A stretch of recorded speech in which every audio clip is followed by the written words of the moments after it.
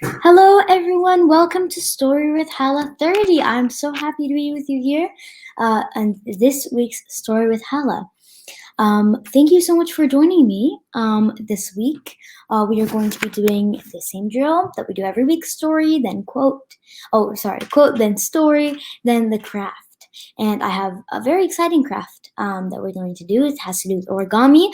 And I hope you all like origami as much as I do, because origami is probably one of the things that one of the crafts that takes a longer time, but it's so fun. So thank you all for joining me again in this week's Story with Hala. All right, so this week we're going to be doing another Black History Month book, and unfortunately next week we won't be able to do another one because it is the end of Black History Month. By the time next week comes around, it is going to be the end of Black History Month. But not to fear, we will move on to a different book subject and category. And that doesn't mean we're going to entirely forget about Black history. Racism is always still going to be there, and we need to help fight it. So this week we're going to be talking about Ruby Bridges. That is sort of the main category of this week's Story with Hala. Ruby Bridges was a very brave and smart young girl. She's still alive because her story happened around, I believe, the 60s, something like that. I don't remember, but I think around the 60s. And she's still alive. She's in her 70s or 60s at the moment, and she still makes videos and talks about her story. So I'm glad we're going to be addressing her story today. And I have a Ruby Bridges quote here with you. The quote is, "Kids know nothing about racism. They're taught that by adults," by Ruby Bridges. And I wanted to share another quote that sort of had to do with the same thing. Kids really don't care about what their friends look like. So kids don't really know what racism is about. They don't really know what's really happening here, but they're taught that by adults and people around them.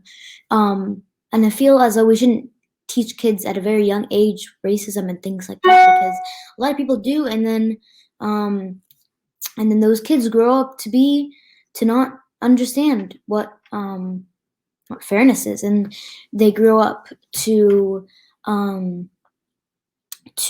sort of, I wouldn't really say be racist, because that's not what we're sort of talking about here. They sort of grow up to not know what's equal and right. So it's important that we teach our young kids anti-racism, and that we teach them how to fight for their rights. Especially if you're a Black folk and you have a Black child, it's very important to teach them anti-racism. And kids don't really know anything about racism until they're influenced by older adults or other people in their lives. So it's really important that we teach young kids anti-racism while they're still young, so that we have a better generation and a better future. So I hope you all enjoyed those two quotes. Keep those in your head until next week's quote, and make sure to be coming in with me and tuning in every week at 5 o'clock Wednesday for our Story with Halas. And if you're new here and you just sort of started looking at my videos, make sure to go back, and there's a lot more Christmas crafts, a lot more Valentine's Day crafts, and a lot more Black history books that I have read over the past few episodes. So make sure to share this to all your friends, and tune in with me every Wednesday, 5 o'clock on Canar TV, to learn about Black history with me and to read a story with me. It's very important that we read books, because more reading equals more knowledge, and more knowledge equals better education and a better future. So let's start on with our book. The book I'm going to be reading is The Story of Ruby Bridges, a book that's very close to my heart, and I feel like it shows the story of Ruby Bridges very well, and it's a very good book to read. So we're going to read that right now, and I'm going to be sharing my screen. It's another it is another PDF, and a really, really good story. So let us read that now. I'm going to zoom in a little bit more. The Story of Ruby Bridges by, hold on one moment. Let me try to take out the author. Oh, by Robert Coles. The Story of Ruby Bridges by Robert Coles. And before we start, a quote by Ruby's mother. Our Ruby taught us all a lot. She became someone who helped change our country. She was part of history, just like generals and presidents are part of history. They're leaders, and so was Ruby. She led us away from hate, and she led us nearer to knowing each other, the white folks and the black folks. Ruby's mother. So I'm sure Ruby was an amazing person. If her mother is talking about her, that a child taught an adult about being equal. So I'm sure that Ruby's mother was absolutely in awe about what Ruby was doing and the big change that she was making. So we're going to read the book and you will see. Ruby Bridges was born in a small cabin near Tylertown, Mississippi. We were very poor, very, very poor, Ruby said. My daddy works picking crops. We just barely got by. There were times when we didn't have much to eat. The people who owned the land were bringing in machines to pick the crops, so my daddy lost his job. And that's when we had to move. I remember us leaving. I was 4, I think. In 1957, the family moved to New Orleans. Ruby's father became a janitor. Her mother took care of the children during the day. After they were tucked into bed, Ruby's mother went out to work scrubbing floors in a bank. Every Sunday, the family went to church.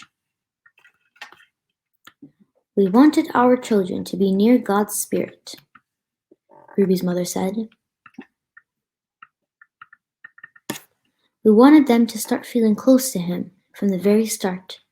So now from this page, you can know that they were really spiritual people. So that sort of shows half of the rest of the story. But I'm trying not to spoil it, and we will read it together now. At that time, black children and white children went to separate schools in New Orleans. Black children were not able to receive the same education as the white children. It wasn't fair, and it was against the nation's law. In 1960, a judge ordered 4 black girls to go to 2 white elementary schools. 3 of the girls were sent to McDonough 19. 6-year-old Ruby Bridges was sent to 1st grade in the William Frantz Elementary School. Ruby's parents were proud that their daughter had been chosen to take part in an important event in American history. They went to church. We sat there and prayed to God, Ruby's mother said, that we'd all be strong, and we'd have courage, and we'd get through any trouble, and Ruby would be a good girl. And she'd hold up her head high to be a credit to her own people and a credit to all the American people. We prayed long and we prayed hard. On Ruby's first day, a large crowd of angry white people gathered around the Frantz Elementary School. The people carried signs that said they didn't want black children in the white school. People called Ruby names. Some wanted to hurt her. The city and state police did not help Ruby. The President of the United States ordered federal marshals to walk with Ruby into the school building. The marshals carried guns. So if you don't know what a marshal is a type of sort of like a police, I guess you could say. And they were sort of bodyguards for Ruby. And I feel like the fact that she had to have a bodyguard always walking around her. Imagine having a bodyguard always behind you. I feel like it wasn't really necessary, to have bodyguards all around her, and it's bothering me. It's sort of irritating because the fact that she needed bodyguards to stay safe from angry white mobs that's not really acceptable. That's just not equal. That's racist. So I feel now it's in the new generation, in the 20s. Now we're in the 20s, and we now know equal. We now know that we need to be equal, and we now know that having bodyguards all around you because mobs wanted to hurt you is not acceptable. So, especially in Canada here now, we have a very safe country, and we have a very equal country. So, let us continue with the book now. The President of the United States ordered federal marshals to walk with Ruby into the school building. The marshals carried guns. Every day for weeks that turned into months, Ruby experienced that kind of school day. She walked to the front of the school surrounded by marshals, wearing a clean dress and a bow in her hair, carrying her lunch pail. Ruby walked slowly for the first few blocks. As Ruby approached the school, she saw a crowd of people marching up and down the street. Men and women and children shouted at her. They pushed towards her. The marshals kept them from Ruby by threatening to arrest them. So you can kind of see the marshals here in the picture. Ruby would hurry through the crowd and not say a word. The white people in the neighborhood would not send their children to school. When Ruby got inside the children in the building, she was all alone except for her teacher, Miss Henry. There were no other children to keep Ruby company, to play with and learn with, to eat lunch with. But every day Ruby went into the classroom with a big smile on her face, ready to get to the business of learning. She was polite and she worked well at her desk, Miss Henry said. She enjoyed her time there. She didn't seem nervous or anxious or irritable or scared. She seemed as normal and relaxed as any child I've ever taught. So Ruby began to learn how to read in an empty classroom, an empty building. Sometimes I'd look at her and wonder how she did it, said Miss Henry. How she went by those mobs and sat there all by herself and yet seemed so relaxed and comfortable. Miss Henry would question Ruby in order to find out if the girl was really nervous and afraid, though she seemed so calm and confident. But Ruby kept saying she was doing fine. The teacher decided to wait and see if Ruby would keep on being so relaxed and hopeful, or if she'd gradually begin to wear down, or even decide she no longer wanted to go to school. Then one morning something happened. Miss Henry stood by the window in her classroom, as she usually did, watching Ruby walk around the school. Suddenly Ruby stopped, right in front of the mob howling and screaming people. She stood there facing all those men and women. She seemed to be talking to them.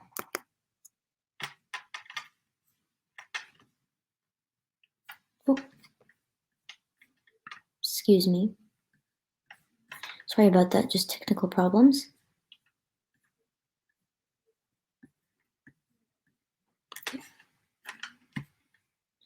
Miss Henry saw Ruby's lips moving and wondered about what Ruby would be saying. The crowd really seemed ready to kill her. The marshals were frightened. They tried to persuade Ruby to move along. They tried to hurry her into the school, but Ruby wouldn't budge. Then Ruby stopped talking and walked into the school. When she went into the classroom, Miss Henry asked her what happened. Miss Henry told Ruby that she'd been watching and that she was surprised when Ruby stopped and talked with the people in the mob. Ruby became irritated. I didn't stop to talk with them, she said. Ruby, I saw you talking. Miss Henry said, I saw your lips moving. I wasn't talking, Ruby said. I was praying. I was praying for them. Every morning, Ruby had stopped a few blocks away from school to say a prayer for the people who hated her. This morning, she forgot until she was already in the middle of the angry mob. When school was over for the day, Ruby hurried along through the mob as usual. After she walked a few blocks and the crowd was behind her, Ruby said the prayer she repeated twice a day, before and after school. Please, God, try to forgive those people, because even if they say those bad things, they don't know what they're doing. So you could forgive them, just like you did those folks a long time ago when they said terrible things about you.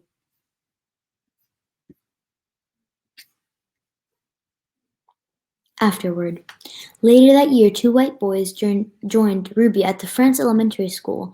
Their parents were tired of seeing the 2 boys get into mischief around the house when they could have been in school and learning. The mob became very angry when the first white boys went back to school, but those boys were soon joined by other children. We've been sitting back and letting our children get cheated out of education because some people have tried to take the law into their own hands, one parent said. It's time for us to fight for the side of the law and for our children to go our children's right to go to school and get their education.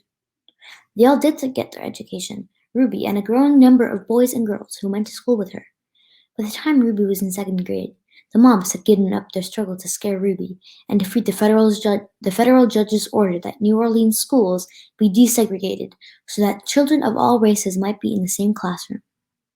Year after year, Ruby went to the French school she graduated from it, and then went on to graduate from high school.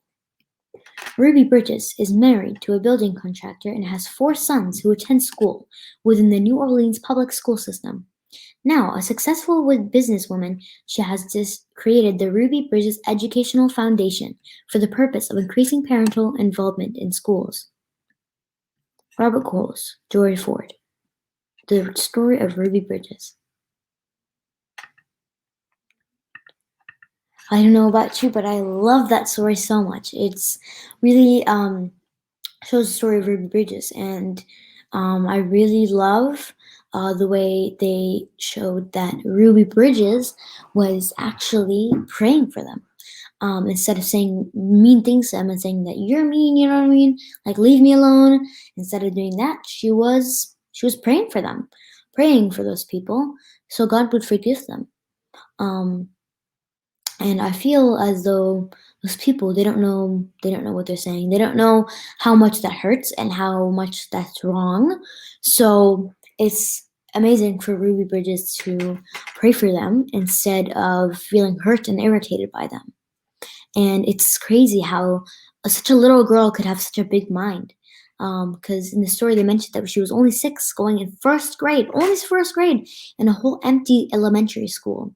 And it was crazy for her to be so open-minded, unlike those angry white mobs that were there. Even with the marshals and everything, she still stayed positive, and she would say the prayer 2 times a day before and after school. So I found that was a very good story. So I hope you all enjoyed the story as much as I did. Ruby Bridges did come on to be a successful businesswoman. So now she's in her 60s and still being sort of like a civil rights abolitionist, sort of, I guess you could say. And she is a very important person of our history, which is why we need to educate ourselves about her and about the other very more important people in our history. And again, it's amazing that she's only 6 and she's so open-minded. I feel she's a good influence, very good influence, actually. We should all try to be our own Ruby Bridges. So I hope you all enjoyed this story. We are going to move on to the craft now. So before we do the craft, I did want to show you a video that had to do with the craft that would sort of explain what we're doing. So I'm going to show it to you now. Let us share our screen. Chrome tab, there we go. So here it is. What we're going to be doing is radial paper relief sculptures from 4th grade to 5th grade. And I am in 5th grade, so this is a craft that I did with my teachers the other day, and I thought it was really fun, and I wanted to share it with you guys. So this sort of shows radial symmetry. As you can see, it's very beautiful sculptures, and we're going to be doing it using origami. So what you're going to need is your colored paper, and preferably 3 colors. You're probably only going to need like maybe, well, you won't need too much papers from your 3 colors. You could pick as much colors as you want. Just I picked 3 colors, the colors of a sunset, because I wanted that to be sort of how it went. So we're going to be having 3 main basic folds for this, and I'm going to show you these 3 basic folds now.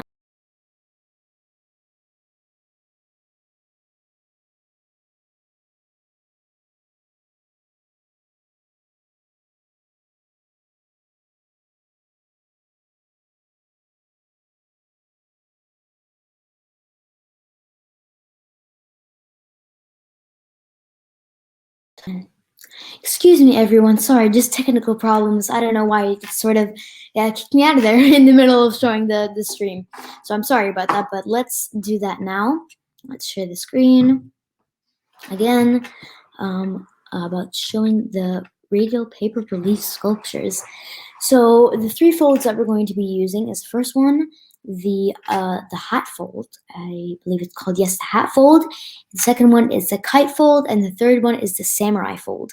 The samurai fold is the most tricky, so make sure to pay attention to this video while we're doing this, and it also has some instructions right here that I could show you. So first we're going to look at the video of the first fold, which is the hat fold. So let's play that.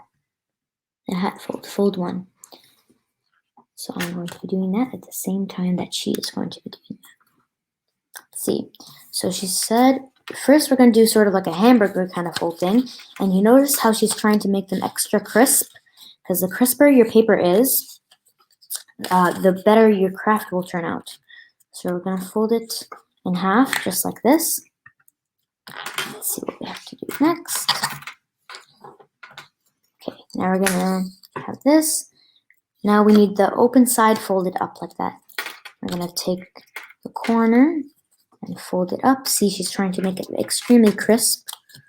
And we do the same with the other side. And there you go, you're done. That is the hat fold. So this is probably one of the simpler ones. It's easy to do and it's fast to do. So I used a lot of the hat folds inside my craft. So we have that hat fold right here. So we have the hat fold as one of the folds. The next fold we're going to be doing is the kite fold. So I'm going to be using my orange paper for this one. So for the kite fold, we're going to be folding our paper diagonally, just like that, as she did it inside the video.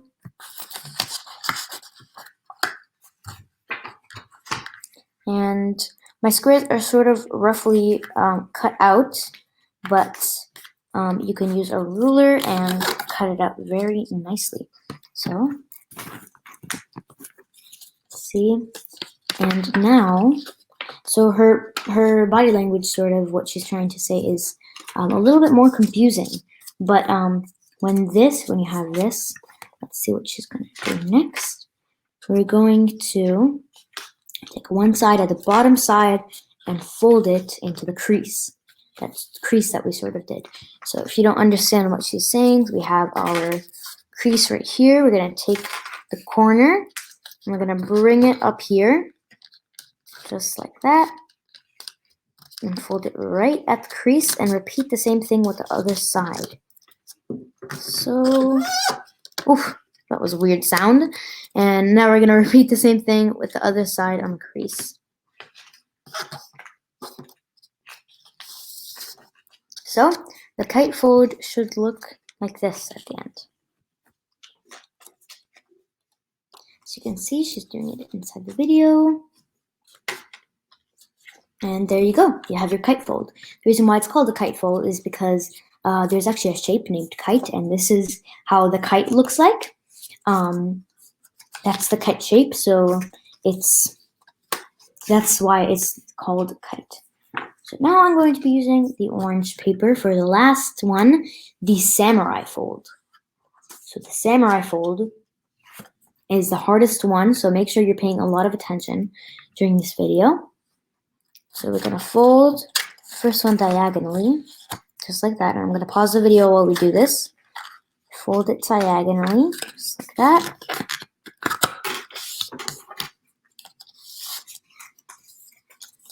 And my folds are kind of wonky, so make sure to do them crisp. So we have the fold diagonally, just like this.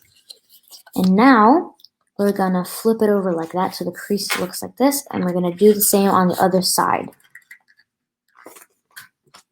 I'm trying to make this as crisp as possible. So the crisper your fold is, the better your project is. Keep that in mind. Just like that. Do the same on the other side. So now you sort of have an X. If you turn it back into a triangle, you have sort of an X kind of thing going on here. Now when you have your X, we're going to do a hamburger fold. Up like this. Very crisp hamburger fold. Just like that. Let's play the video. And now we're going to have the open side facing the bottom. As you can see. And we're going to see, this is the very tricky part. Have the top and you're going to fold it in. If you didn't see that, I'm going to repeat it a little bit because when I first did this craft, it was kind of confusing for me. Just like that. I'm going to do it again. Just like that. So now with all that, the reason why we did all those diagonal folds is because we're going to take the top. We're going to sort of push it in.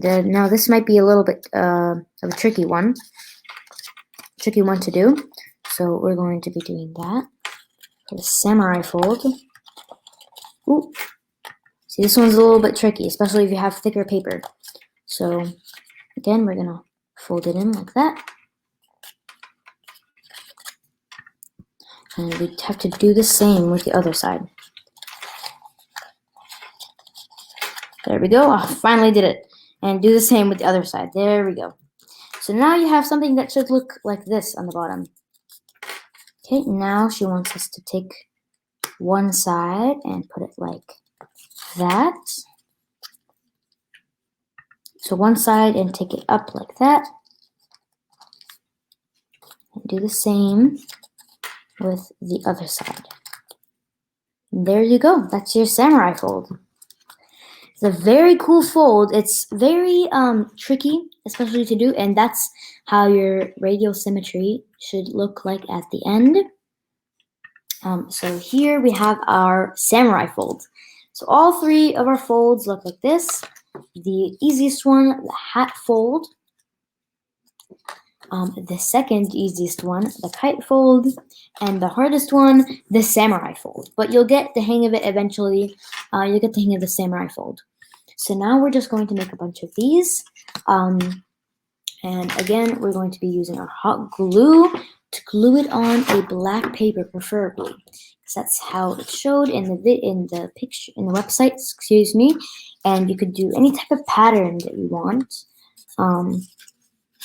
Really, any type of pattern. Like you could do it, for example. So if you want, so this is a radial symmetry. So radial symmetry is symmetry in a circle, sort of. But at the same time, if you don't want to do radial symmetry, which is I did on Minecraft, the teacher said that you could do radial symmetry, which will end up looking very cool. But if you don't want to and you want to put things in different places, that still works fine. So you could do a design like this. You could really do any design. So we're going to break out the hot glue and make sure not to burn yourself while using hot glue. I want to start with this design like that. And you could also use a glue stick, but for the type of paper that I'm using, it's very thick.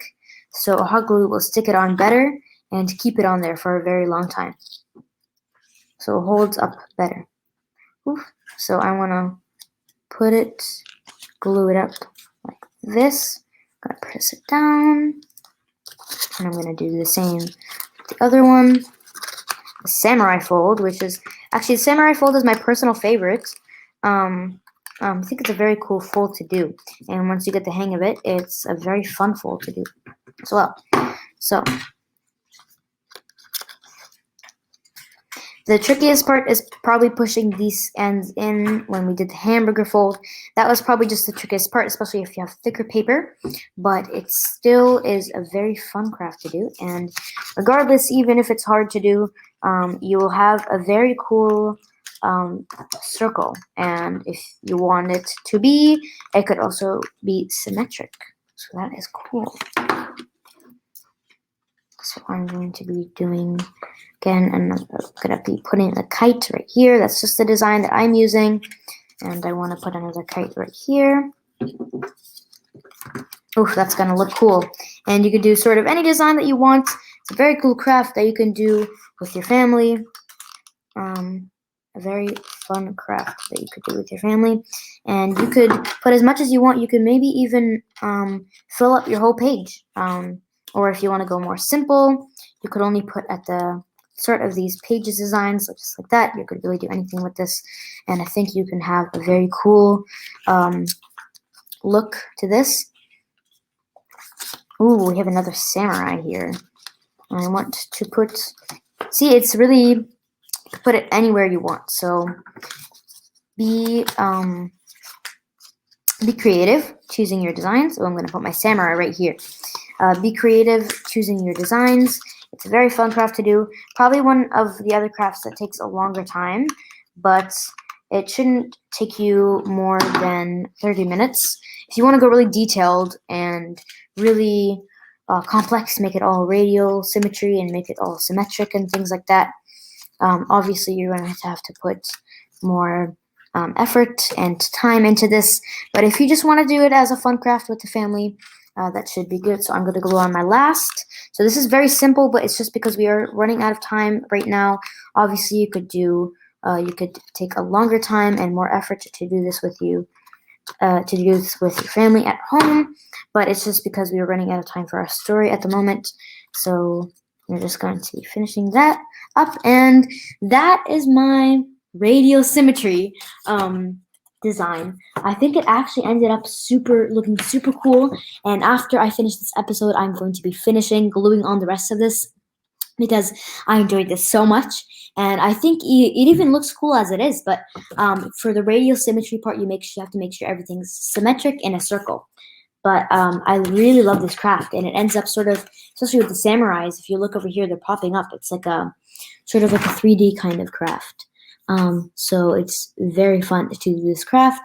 It's one of those crafts that takes a longer time, but with time and effort, it is going to look amazing.